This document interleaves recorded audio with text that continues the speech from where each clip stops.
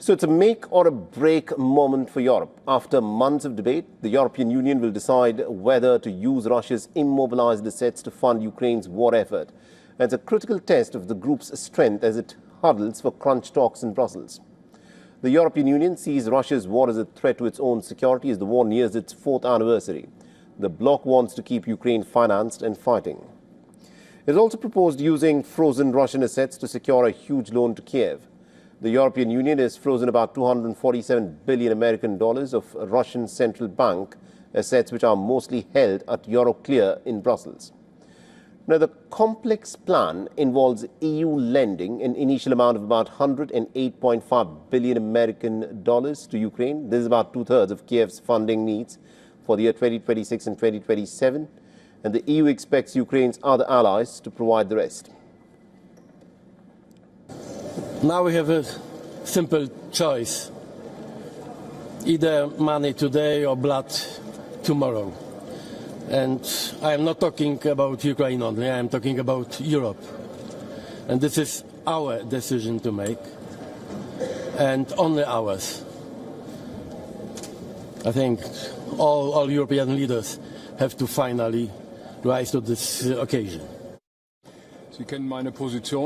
My impression is that we can reach an agreement. I understand the concerns of some member states, especially the Belgian government, but I hope that together we can overcome them and that together we can embark on a path to send a signal of strength and resolve from the EU towards Russia.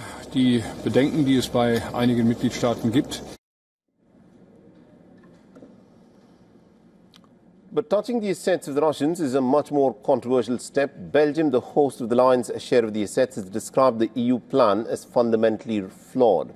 The Belgian government has argued that the plan will be seen as confiscation, and it fears that if Moscow is successful in suing Euroclear and seizing the Belgian properties in Russia, it would be left with multi-billion euro bills without any strong EU guarantees.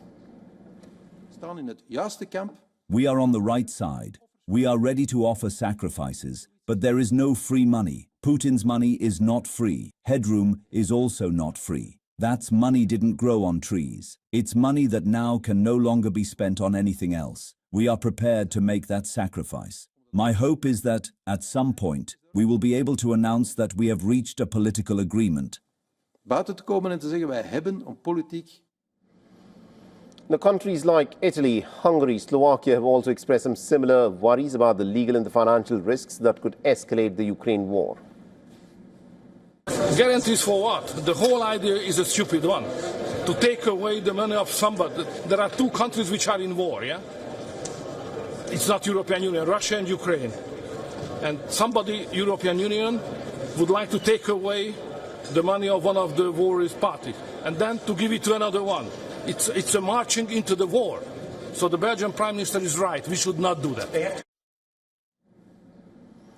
So with no new U.S. military aid, President Volodymyr Zelensky has been moving from pillar to post, seeking money and weapons to fight against Russia. Ukrainian military chief has claimed that about 710,000 Russian troops are knocking on the doors.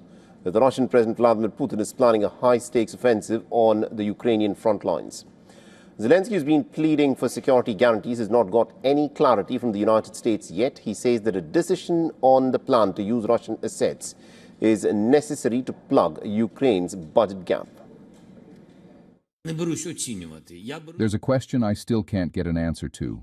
Not being able to get an answer doesn't mean someone doesn't want to respond. It's just that we haven't gotten to it yet.